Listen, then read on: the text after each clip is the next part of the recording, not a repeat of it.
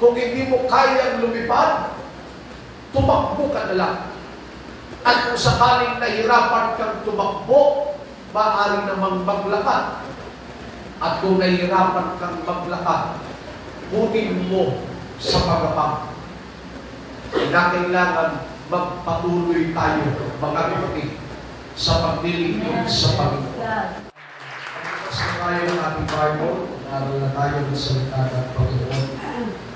Sa Filipos Kapitulo 3, Philippians 3, 13 and 14, versikulong ginamit din natin kanina sa Sunday School, mga kapatid. Then let's read. Praise God. Mga kapatid, hindi ko ba inaabot dapat po isang bagay ang ginawa mo na nililimot ang mga bagay na nasa likuran at tinutungo ang mga bagay na hinaharap. Nagtutugilin ako sa hangganan sa gantimpala ng dakilang pagtawag ng Diyos na kay Kristo. Praise the Lord. Babasahin ko na lamang yung verse 14 sa wikang Ingles. Ang sabi ay ganito, I press toward the mark for the prize of the high calling of God in Christ Jesus. Pagpalain tayo ng Panginoon. Please be seated. Pag-usapan natin ang isang aralin. Mamamagatan po natin itong don't stop, keep moving. Don't stop, keep moving. 2,000 taon na ang nakakaraan, mga kapatid. Ang mga alagad, nung sila po, mga kapatid, ay nasa punto na sila'y pinipighati, inuusig, at inilalagay ang kanilang buhay sa panganib o kapahamakan. Alam niyo po, ang pang-comfort ng mga alagad sa isa't isa ay yung nakasulat sa 1 Thessalonians chapter 4, 16, 17, up to verse 18. Ang nakasaad doon ay ito. Ito ang pang-comfort nila sa isa't isa. Maranatha. Jesus is coming. Yun ang pang-comfort nila, mga kapatid.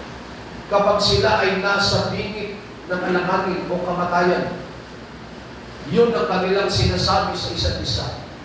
Para ang lahat, mga kapatid, ay lumakas ang kalooban at huwag sumuko sa paglilingkod sa Panginoon.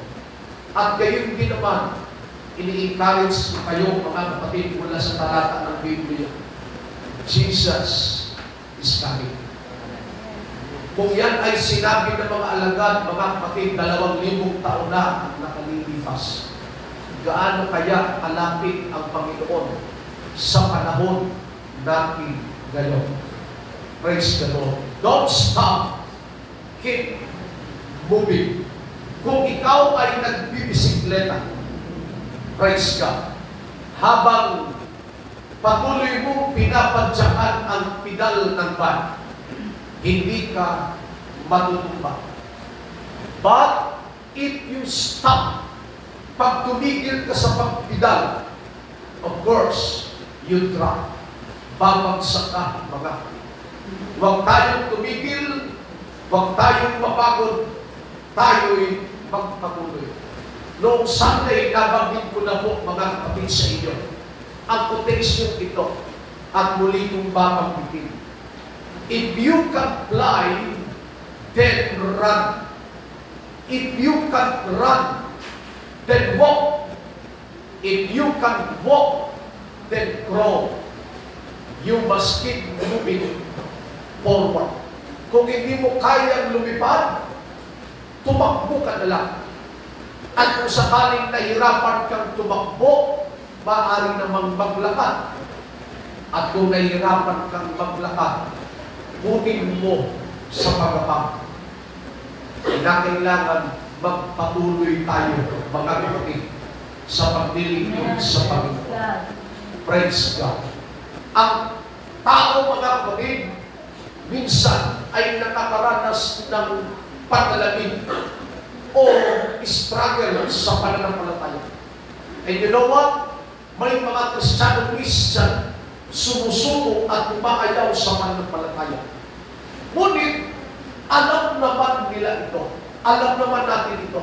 Lahat tayo na mga Kristiyano, aware naman tayo na kapag tayo'y naglingkod sa Diyos, kaakibat ng desisyon natin na paglingkuran ang Diyos, ang mga kapagsubukan. Hindi na tayo ignorante sa mga bagay na yan. Once you decide na sinabi mo sa iyong sarili, Ama, Panginoon, paglilingkod ako, kaakibat ng diyan yung kapagsubukan sa buhay. Mga pag-uusig, of course, may pagpapalag, may espesyal na pag-iingat din ang Panginoon sa atin.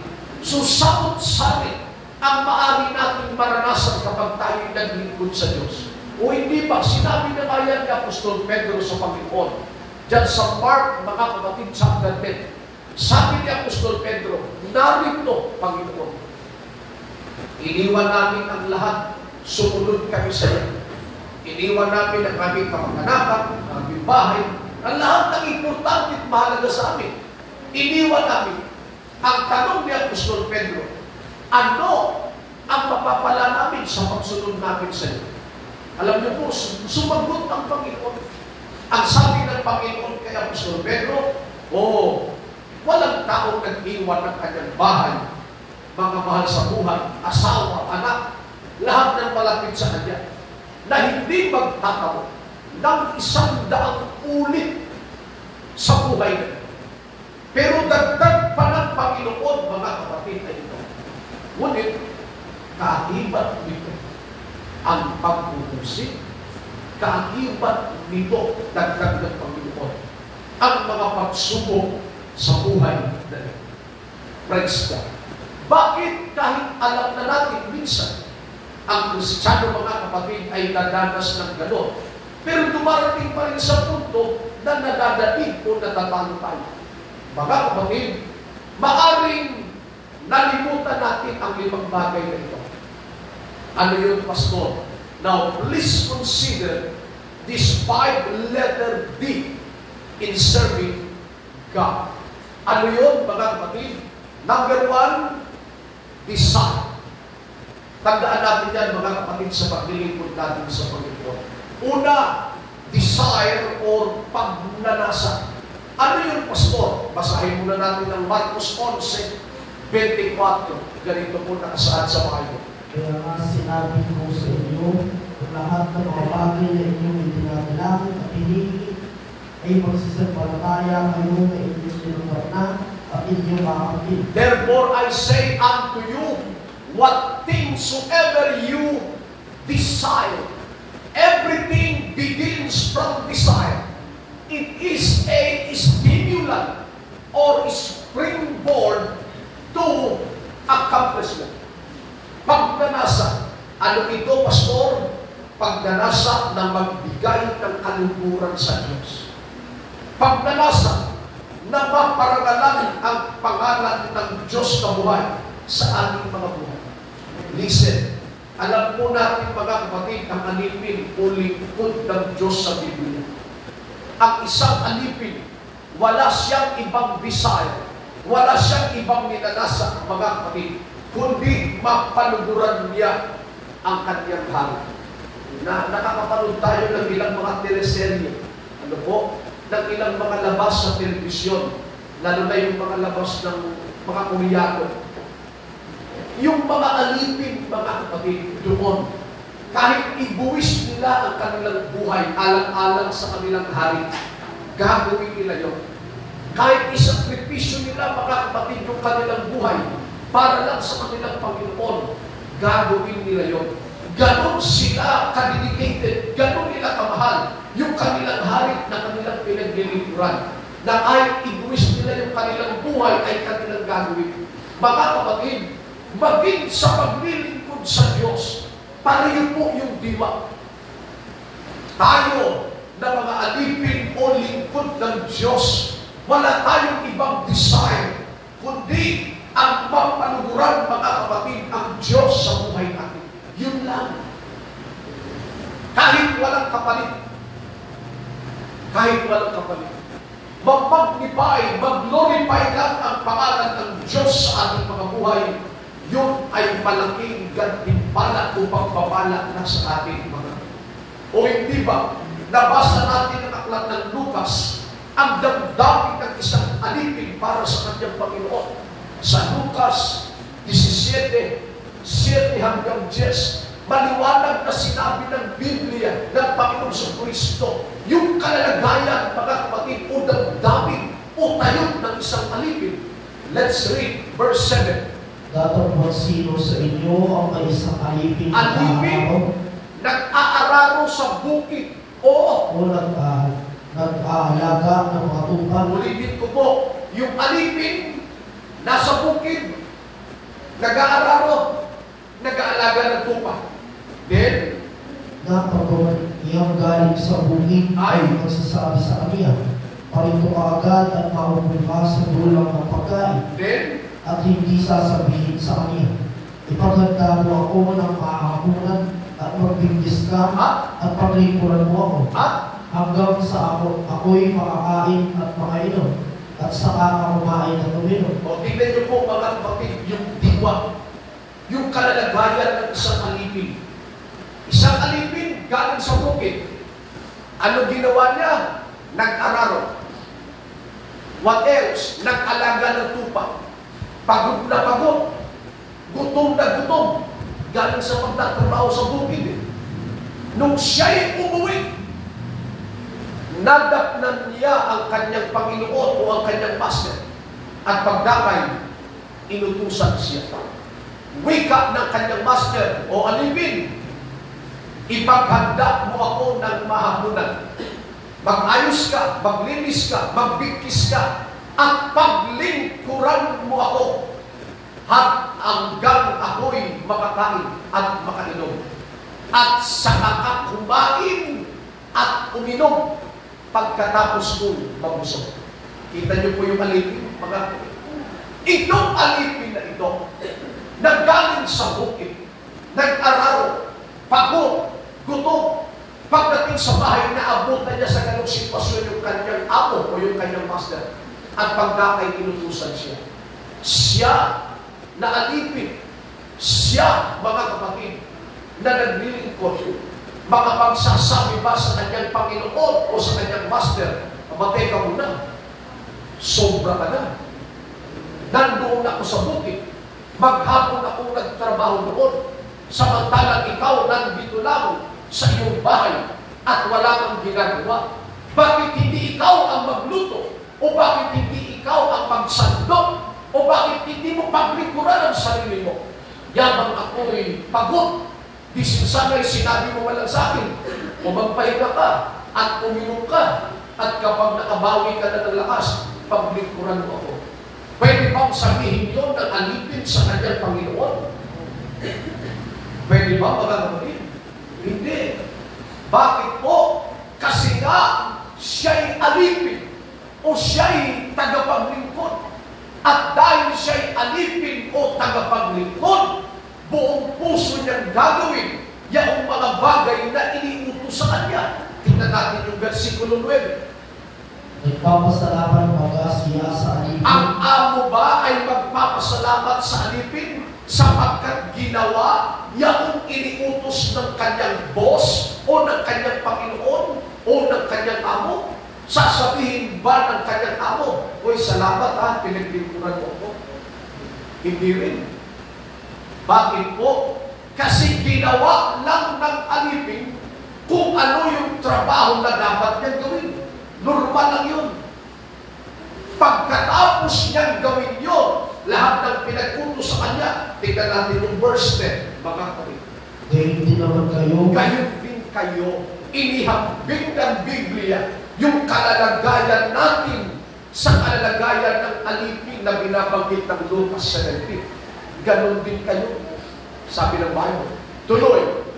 Pagka nakagawa na ninyo ang lahat ng mga bagay nas sa inyo iniutos, Kapag nagawa na natin yung mga bagay na iniutos sa atin ng Diyos, tuloy, inyong sabihin, ito ang inyong sabihin. Ano po? mga alipin walang kabuluhan kami. Amen. Ginawa namin ang katungkulan namin gawin. Ano ba ang sasabihin natin? Matapos na gawin natin yung utos ng Panginoon ay pinagawa sa atin, pag na-accomplish na natin yun, ito pa ang sasabihin natin sa Diyos. Lord, mga alipin kami. na walang kapulutan. Kaya wala kang may pagmamalaki. Kasi nga, ikaw ay isang alipin. Yung mabigyan mo lang ng karangalan at kaluguran ang iyong master, sapat na yun sa iyo. Isang malaking kagalakan na yun para sa ating mga desire. Desire na ano, pastor, na makapagbigay kaluguran sa ating Panginoon. Ito ang magtutulak sa iyo na laging gumawa ng mga bagay na nakalulugod at nakasisiya sa Panginoon.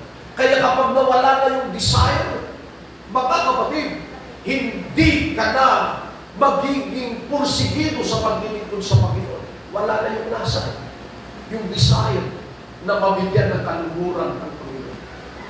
Number 2, letter D, decision. Desire, decision. Our destiny will be determined by our decision. Yung future natin, mga kapatid, kung ano ang magiging pasya mo ngayon, diyan nakasalalay yung future o yung bukas mo. Kung ano yung didesisyonan mo ngayon, diyan nakasalalay kung sino at ano ka bukas.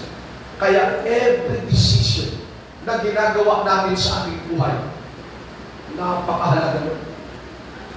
Sapagkat sa isang pagkakamali na pwede natin maging desisyon o magawa ngayon, nakasalalay yung future natin bukas. Kaya po, ako personally, hindi ako naniniwala sa kapalaran. Hindi ako naniniwala ng pagkakali. Siguro, ito talaga ang tadhana ko. Siguro, ito talaga ang kapalaran ko. No, ikaw ang pumili niyan. Yung daan na yan na tinahan mo, ikaw ang pumili niyan. Maliban na lamang kung meron God's intervention. Yung habang nasa daan ka na yan, biglang tinampok ng Panginoon at inilagay ka sa ibang daan. Yun, God's intervention yun. But mostly, ang nangyayari sa atin ngayon ay bunga ng naging desisyon natin kahapon o ng nakaraang panahon. Kaya hindi natin pwedeng isisi sa iba ang nangyari sa atin. Maaring may mga contributing factor sila sa buhay natin. Pero tayo ang nagpasya noon. Tayo ang gumawa noon. Tayo ang siya bumabang nag-isip sa resulta ng buhay natin. Kaya, if you decide to serve God, tayuan mo na yun. Halimbawa, nagdesisyon ka, maglilingkod ka sa Diyos. Nagyan mo ng tuldok, mga praise God. Maaring may panunukso ang kaaway or may mga anong ang mundo o ang sanlibutan na tila maganda at masarap sa pakiramdam. Pero kapag nilagin mo na ang sarili mo sa Diyos, sa desisyon mo maglilingkod ka sa Diyos, you know what? Hindi makakasingit ang kaaway. Kasi sarado na yun. Nakalak na yung desisyon mo, mga kapatid, na walang pwedeng makapagbabago. You know what? Kahit kaya minsan nakakasingit yung kaaway, minsan nakakaisa ang kaaway, dahil nag-iwan tayo ng mga buwang. May mga bakante or opening or open doors na iniwanan natin bukas. Pero kung lahat nakalak na, likod, harap, magkabilang gilid, nakalak na, nakaintak na, at wala kang ibang pasya, kundi maglilingkod lang ako sa Diyos. No matter what happened, maglilingkod lang ako sa Diyos. Kapag nakalak ka na sa gano'n, walang buwang na pwedeng gumawa pa ang kaaway sa buhay. Nakalak na. Sarap na, mga plansaan na. Ulitin ko po, nakakaisa ang kaaway sa buhay natin kasi po may mga buwang, may mga patlang na naniwanan tayo. Tulad halimbawa, mga kapatid ni Eliseo, ang propetang ito, nung siya'y tawagin ng Diyos, kahalilin ni Elias, ito yung kanyang ginawa. Let's read. Unang Hari, 19 patuloy. Let's read. Sa gayoy umalis siya roon at nasumbungan niya si Eliseo na anak ni Safat Then, na nag-aararo na may 12 pakayang baka sa unahan niya. ulitin ko po, si Eliseo ay anak ni Safat. Ang trabaho ni Eliseo, nag-aararo. At meron siyang 12 parehang baka sa unahan niya. Yun ang gamit niya sa pagtatrabaho, pag-aararo. Tuloy. At siya'y kasabay ng 12 at dinaanan siya ni Elias at inihagis sa kanya ang balaban niya. habang siya'y nag-aararo, dumaan ang propeta ng Diyos na si Elias. Kinuha ni Elias yung kanyang balabal at binato, mga kapatid, kay Eliseo. Yun yung tanda ng pagpapasa ng responsibilidad bilang propeta. Sapagkat si Elias, mga kapatid, pinag-graduate na ng Lord. Sabi ng Lord, o Elias, o sige, umanap ka na ng kahalili mo sapagkat tapos na yung mission mo. So si Elias, naghanap ng kahalili at ito nga yung kanyang kahalili si Eliseo. Tanda ng paglilipat, mga kapatid, ng ministeryo o ng tungkulin, binato niya, mga kapatid, si Eliseo ng balabal. Verse 20. At kaniyang iniwan ng baka at tumakbong sinundan si Elias at sinabi, sinasama ko sa iyo na paghanggan mo sa akin ang aking ama at aking ina at susunod niya ako sa iyo. At sinabi niya sa kanya, bumalik ka uli sapagkat ano ang ginawa ko sa iyo. Verse 21. At siya'y bumalik na mula sa pagsunod sa kanya at kinuha ang parehang mga baka. Ang ginawa ni Eliseo, umuwi. Pag-uwi ni Eliseo, kinuha niya yung kanyang mga baka. Ilan yung kanyang baka? Gamit sa pag-aararo? 12. Then, ano ginawa niya? At binatay ang mga yaon. Pinatay niya yaon. Tapos, At inilaga ang laman ng mga yaon nilaga yung baka at sa pamamagitan ng mga kasangkapan ng mga baka. ang ginamit niya, mga kapatid, panggatong doon sa mga baka na kanyang pinakuluan, yung sarili niyang araro. Yun ang ginamit niya, mga kapatid. At ibinigay niya sa bayan at kanilang kinain nang magkagayoy tumindig siya sumunod kay Elias at naglingkod sa kanya. Ang tanong ay ito, bakit kinatay ni Eliseo yung kanyang mga baka? At kahit yung kanyang araro o pang-araro, yun ang ginamit na paggalos. Bakit? Yes. Para wala na siyang tanong. At kung magbabano man siya ng kaisipan, kaya wala siyang ibang gagawin kundi magtumuloy na lang, mga kapatid, sa ministeryong tinanggap niya buhat sa Panginoon. Yung kasalanan na iniwan natin, huwag na natin balikan. Iniwan na natin yun. Make a decision na hindi na natin ito babalikan. Period. Maaring maghina ang Kristiyano. Yes. Yung faith natin maaaring mag-struggle, yes, pero hindi lisensya yun para balikan natin yung dati natin pagkatao. Hindi ko inaalis sa iyo na huwag kang maghina. Hindi po. Normal yun eh. Yung physical natin katawang ito, kahit gaano tayo kalakas, darating yung panahon magkakasakit eh. Sino sa inyo rito gusto magkasakit? Hindi ba wala namang gusto magkasakit? Pero kahit ayaw mo magkasakit, nagkakasakit ka. Kasi normal sa katawang ito, na misay, dapuan ng upo, sipon lang na trataso. Normal yun, mga kapatid. Spiritually speaking, ganun din. Dahil sa napakaraming pagsubok, problema, mga kapatid, tukso na na-encounter natin araw-araw. Minsan na panghihina yung pananampalataya natin. Kahit ayaw natin, dumarating talaga yung struggle, mga kapatid. Pero hindi lisensya na para balikan natin yung lumang natin pagkakao. Kung manghina, eh di nanghina. Hindi ba ganun lang yun, mga kapatid? Kung nag-struggle yung faith, eh di nag-struggle. Pero huwag kang titigil. tuloy ka pa rin. As I said, if you can fly, then run. If you can run, then walk. If you can walk, then crawl. Gumapang ka. Ano ibig kong sabihin? Pwede mong gawin ang anumang bagay, mga kapatid. Ang importante, tuloy-tuloy tayo sa paglilingkod sa Diyos. Huwag lang natin balikan yung dati natin pagkatapos. Kasi nga, dati na yun. Hindi na ikaw yun. Hindi na ako yun, mga kapatid. Hindi yan lisensya upang tayo mo'y magkasalang ulit.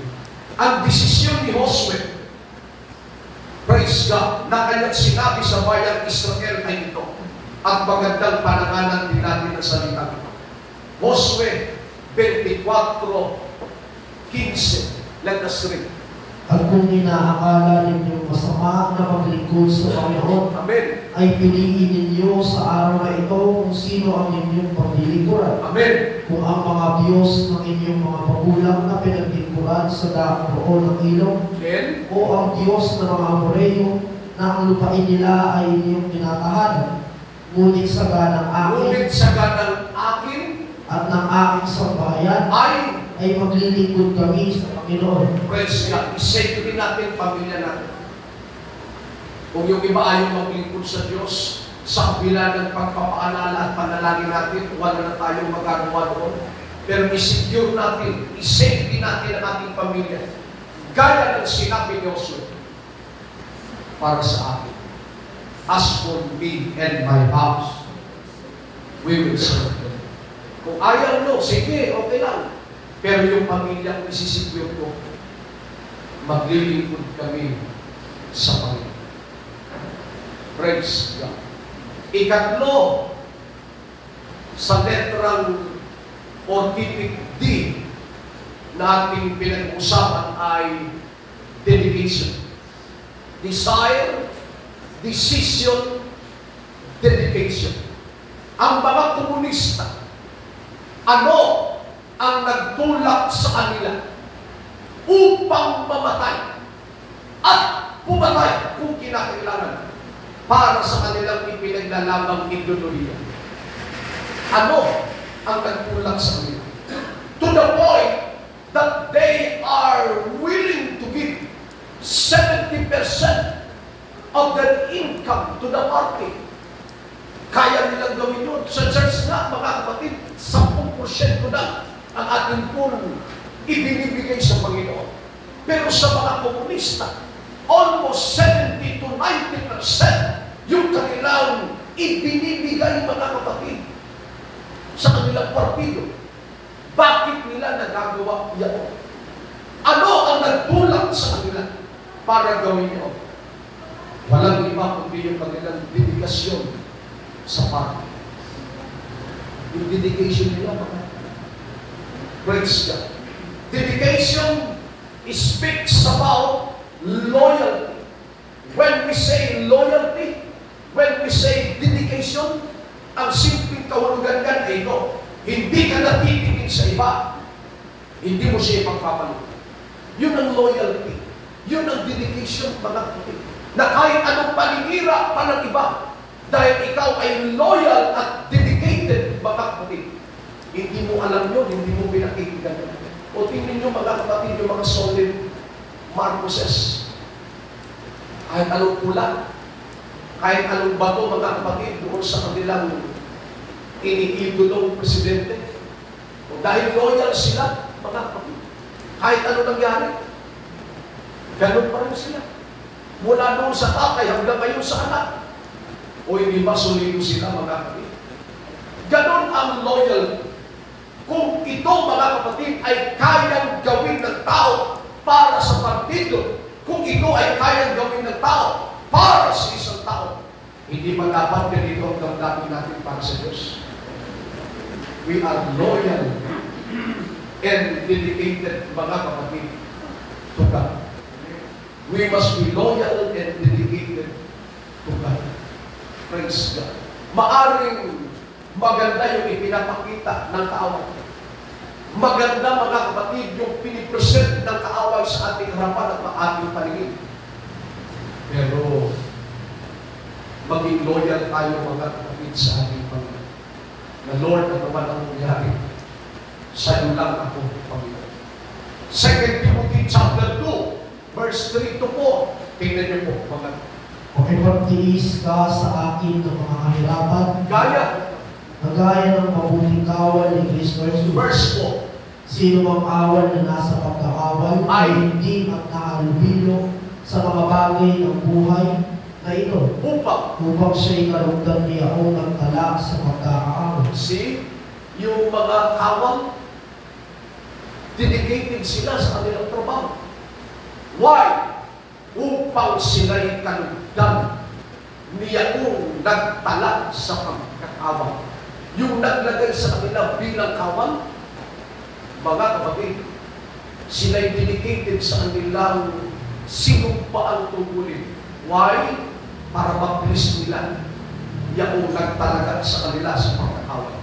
Sana ganun din tayo. Lord, sa'yo lang ako, Lord, kahit ano mangyari. Buhay ko, God, inaalit ko sa'yo. Sa'yo lang ako maglilingkod, Panginoon.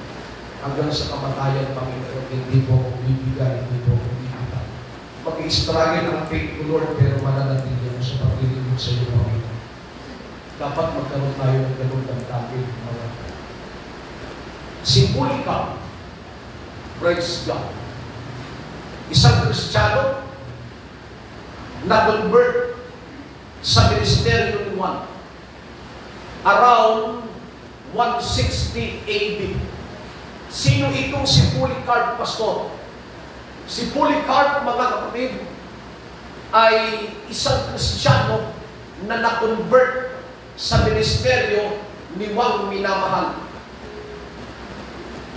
Ayon sa kwento, hinuli si Polycarp, mga kapatid, ng mga Romanong sundalo. At ganito ang wika sa kanya. Polycarp, deny Jesus and you will live. But if not, you will die. Tinakip siya. At pinagtitinay sa kanya ang Panginoon. Mga kapatid, walang halong doubt o pag-aalinlangan na sumagot si Polycarp sa mga humuling sundalo sa kanya. At ito ang wika niya. Sabi ni Polycarp, 86 years I have served my Lord, and He has done nothing wrong with me. How can I deny my God? Sa loob ng 86 na taon, naglingkod ako sa Diyos at wala akong maalalang ginawa niya na masama laban sa akin. Paano ko i-deny yung Diyos na pinaglilingkuran ko? See? Paano natin itatanggi o tatanggihan, mga kapatid? Pinatay ang tao ito alang-alang sa kanyang pananampalataya sa Diyos. Let's pray to God na sana'y magkaroon din tayo ng ganung paninindigan, mga kapatid. Tularan natin ang mga tao ito sa kanilang commitment, loyalty, and dedication sa Lord. Praise God. Huwag na natin lingunin yung dati nating pagkatao. Magpatuloy, mga kapatid, manangan sa salita ng ating Panginoong Diyos na iba. O para na konting panahon na yan. Konting panahon na yan yung pag-ibis natin, mga siguro, hindi na tayo maghahanapan ng mga sinyales. Hindi na tayo mag-aantay pa, mga kapatid, ng Antikristo na umupo, mga kapatid, sa Jerusalem. Itong mga nakita natin sapat na para tayo po'y magsulita-sigla sa paglilingkod, mga kapatid, sa Panginoon. So, sandaling panahon na lang yan.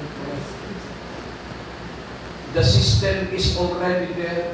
Nandiyan na, mga kapatid, yung sistema. So ano pang hinihintay natin? Naghihintay na lang ng isang pagkakataon at lahat ng plano ay biglang babagsak at mabubulagan na lang tayo, mga kapatid. Landarian na pala ang lahat. Hallelujah. Mabilis lang yan, mga kapatid. Isang sinyalis lang, isang buwan lang galing sa taas. Lahat ng hinihintay natin, one click, makikita natin, mga kapatid.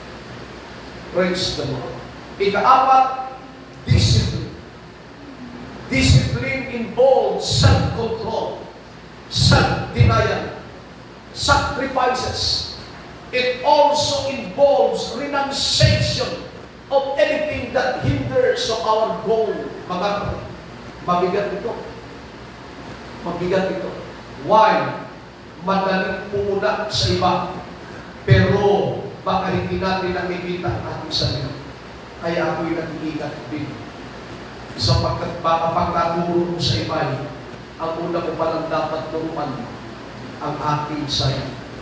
Bago ko sabihin na mag-fasting tayo, dapat ako ang unang nag-fasting. Bago ko sabihin, manalangin kayo, dapat ako ang unang manalangin. Dapat gano'n, mga yung mga bagay na ayaw mong gawin, bahagi ng pagdisiplina. Yung mga bagay na ayaw mong gawin, gagawin mo. May mga bagay na ayaw mong gawin, pero gagawin mo. At may mga bagay na hindi mo dapat gawin, pero ginagawa mo at gagawin mo. Sapagkat dinidisiplina mo ang iyong sarili. Example, panalangin. Ilagay na lang natin sa ganitong halimbawa, pananalangin. Kailangan ng disiplina rito sa pananalangin. Why? Kasi kahit ayaw mo, pipilitin mo ang sarili mo. At wala kang magagawa dito kundi gawin ito. Kasi po, wala namang ibang pwedeng manalangin sa'yo ng mas malalim. Ikaw lang din sa sarili mo. Kasi ikaw ang nakakakilala sa sarili mo. Pagdalo, kahit parang mabigat ang paa mo, ang pakiramdam mo, o kaya wala ka sa mood, gagawin mo pa rin ang bahagi ito. O ang mga bagay na ito. Bahagi ito ng pagdisiplina sa sarili. As I said, may mga bagay na ayaw mo, pero dapat mong gawin. At may mga bagay na gusto mong gawin, pero hindi mo gagawin. Bahagi ng pagdisiplina. Una Corinto Kapitulo 9, 25 hanggang 27. Let's read. At ang bawat tao na nakikipaglaban sa mga kalauan ay mapagpigil sa lahat ng mga bagay. Amen. Ginagawa nga nila ito upang magsipagtamo ng isang putong na may pagkasira. Then, Ngunit tayo niyahong walang pagkasira. then, Ako ay tumatakbo sa ganitong paraan na at hindi gaya na nagsasapalaran. sa ganito rin. Sa ganito rin ako'y sumusuntok na hindi gaya ng sumusuntok sa hangin. Tingnan natin yung 27. Ngunit hinahampas ko ang aking katawan. Hinahampas ko ang aking sarili. Sabi ni Pablo, dinidisiplina ko ang aking sarili. Tuloy. At aking sinusupil, baka sakaling sa anumang paraan, pagka pangaral ko sa iba, ay ako rin ay ako'y. Si disiplina. Walang gagawa na, ikaw lang din sa sarili. Praise the Lord. Why? Sapagat ikaw ang master o boss ng sarili, maliban sa Diyos. Number 5, determination. It is a firm conviction not to give up. Yan ang determination. Despite of all failures, defeats and discouragement, yung taong determinado sa kabila, mga kapatid, ng mga negatibong nangyayari at pwede pang mangyari, magpapatuloy pa rin. Listen, determination is an attitude that says, never give up. Yun yung salitang determination. Ito yung salita na ibinahon niya sa kanyang puso at sa kanyang isipan na hindi ako susuko. Sa panahon ito, sa panahon natin, panahon, mga kapatid, kung saan dapat tayo makasurvive. Nasa survival mode po tayo. Tanging ikaw lang at ang iyong Diyos. Kaya tulungan natin ang ating sarili. There are times sa buhay pananampalataya natin, walang magpapalo up sa iyo, walang mag-i-encourage sa iyo, walang magte-text sa iyo, mga kapatid. Well, ito yung panahon ng survival. Kaya nga sa panahon darating, talagang yung kaligtasan, mga kapatid, talagang tatrabuhin mo. Kasi pwede magkaturuan, banda mo. Pwede magkaturuan. No cheat, no gathering. Paano tayo mag-gather dito? Buti nga ngayon, wala pa yung no box, no gathering. Okay lang, mga kapatid, no? Nakapag-gather pa tayo. No box, no travel. Pero ngayon, pwede pa, mga kapatid, thank God.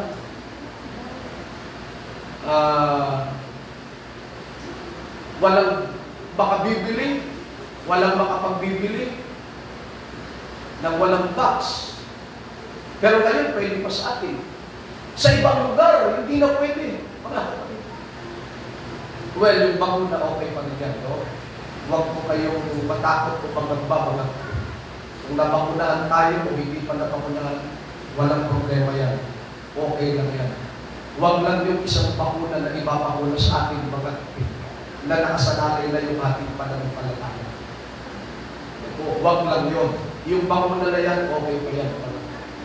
Now, if you will ask me, bakunado na ba kayo, Pastor? Hindi pa po ako bakunado, mga kapatid. Pinag-iisipan ko pa.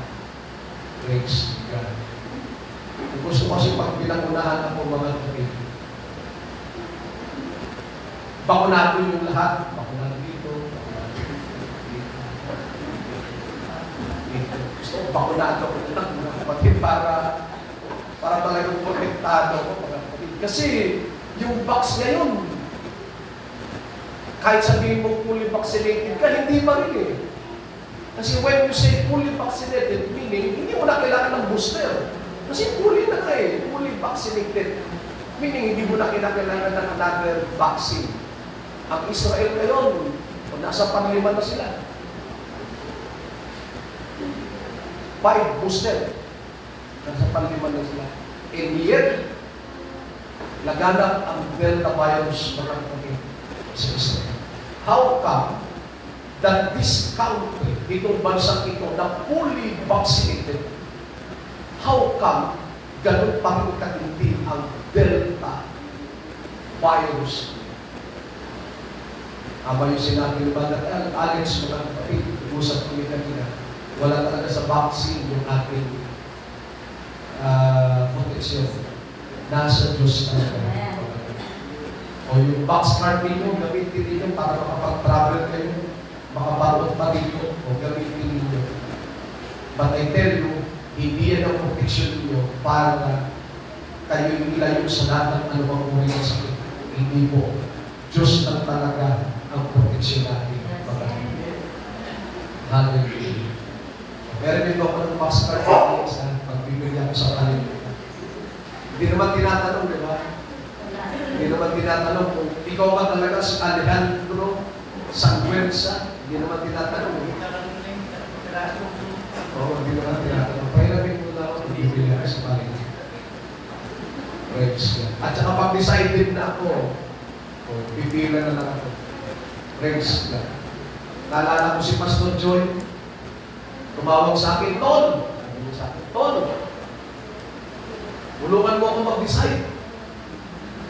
Kausap ko siya, mga kapatid. O bakit, Tol? Sabi niya, hindi ako makatawid sa ibang bayan, Tol. Ang Bulacan, napakahigpit. Dito sa atin, thank God. Hindi ganun kahigpit. Praise the Lord. Pero sa Bulacan, dahil malapit sa Manila, ganun kahigpit sa kanila. Sabi ni Pastor Joy, Tol, tulungan mo ako mag-pray. Hindi ako makatawid sa ibang lugar. Hindi ko ma-follow up yung ibang mga kapatid at maturuan ng Bible study. Sabi ko, bahala ko na. After an hour, tumawag muli sa akin, Tol, nakapila na ako. Praise God. Sige, Tol, kako, desisyon mo yan. Wala namang problema dyan. Kahit magpabaksin ka dito, okay lang ito. Decision ko yan. Wala namang problema dyan. Hindi naman anti-Christ yan. Sige, Tol. O, nabaksin siya. Yung 1 dose lang, yung 1 dose lang. Yun ang bilang sa kanya. Tapos, Tol, Parang lalagnatin ako. Yung balikat ko doon, parang balik. Kakanoon talaga yan. Inupa lang ng biodiesel. Nagkataon, nagkaubusan ng biodiesel. Nagkaubusan eh. Sabi, okay lang ito. And then, yan, medyo maganda na yung pakiramdam. Kahapon nag-text sa akin, Tol, na-box ka na. Ako hindi pa, pinag-iisipan ko pa, Tol, pinag-pipray ko pa. Ako hindi naman ako against sa box, okay lang yan. Pero ngayon, medyo undecided pa ako. That pwede pa Tol siguro, hindi pa muna. Pag talagang mahirap na, maghirap na lang ako kay Brother Alex. Hindi po. Okay lang yan, magkakabili yun. Ha? Hindi ikaw yung... Okay lang yan. Praise God. Pero ang punto ko hindi doon. Ang punto ko, mga kapatid, pag dumating na yung punto na hindi na pauna yung ipapauna sa akin. Pag chip na, huwag nyo lang i-text ako at sabihin, Pastor, tanggapin ko ba yung chip? Pwede. Huwag na kayong mag-text. Hindi na ako sasagot yan. Nagtatanong na ako yan. Wala akong signal yan. Huwag na kayong magtanong. Pastor, tanggapin ko ba yung chip? Huwag na kayong mag-ask mga. Alam na ninyo. Praise God. Ang paglilingkod sa Diyos ay nangangailangan ng determinasyon. Mga kapatid, tandaan po natin ito. Hindi po ipinangako ng Biblia na kapag naglingkod ka sa Diyos, walang aberya. Hindi pinangako ng Bible. O dili kaya'y pag naglingkod ka sa Diyos, isang prayer mo lang o isang pray mo lang, tanggal ka agad ng sakit, walang ganong pangako ang Bible. O sa isang kumpas mo lang, answered prayer ka agad, walang ganong pangako ang Bible. Ang pangako ng Bible, pag kumatok ka, ang Diyos ay sasagot. Pangako ng Diyos yun. Pero may tatlong sagot ang Diyos eh. Yes, wait, at no. O alin doon, mga kapatid. Praise God. At kahit no, ang sagot ng Panginoon. Ano pa man, mga kapatid, ang tugon ng Diyos. Hindi tayo magbabago sa ating damdamin na paglingkuran ng Diyos. Sa mga determinado tayo na makapagbigay ng glory sa Lord at makapasok sa buhay ng mga. Pero ang sagot ng Diyos ay, hindi at maghintay. Hindi tayo magbabago ng ating pananampalataya. Your determination will push you to finish the race, whatever it takes. Ano pa man ang mangyari? Yung determinasyon mo magsasabi sa iyo, tumayo ka na! O medyo nangihina yung tuhod mo, yung pananampalataya mo, sige na, tumayo na! At magpatuloy na sa paglilingkod sa Panginoon. Listen, hindi na ito yung panahon na tayo po'y panghihinaan ng tuhod sa paglilingkod sa Diyos. Hindi na ito yung panahon na magpapalambot na mo tayo sa paglilingkod sa Diyos. Get up and move on. Sige na, tayo na, kapatid. Magpatuloy na tayo sa paglilingkod sa Panginoon. Acts 20:24 says, hallelujah, but none of these things move me, sabi ni Apostol Pablo. Neither count I my life dear unto myself, so that I might finish my course with joy in the ministry which I have received of the Lord Jesus to testify the gospel of the grace of God. Sabi ni Pablo, none of these things. Lahat ng problema isa-isayin mo. Sabi ni Pablo, none of these things mo. Itong mga bagay na ito, hindi kaya pinagin sa paglilingkod sa Diyos. Matapos ko lang. That's the bottom line. Matapos ko lang yung takbuhin pinatatakbo sa akin ng Panginoon. Again, if you can plan, then run. If you can run, walk. If you can walk, crawl. Keep moving. Keep moving. Move forward. Kahit sa anong paraan, tapusin natin mga kapatid ang laban. Kahit kunin natin ang pagabang. Kahit kunin natin ang pagabang. Basta maabot lang natin ang finish na.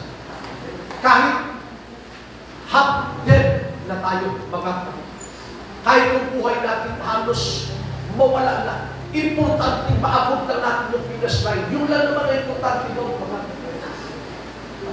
basta maabot lang natin yung finish line. Kahit isang kamay lang, isang daliri lang. Basta maabot lang natin yung finish line. And that's it. Okay na yun.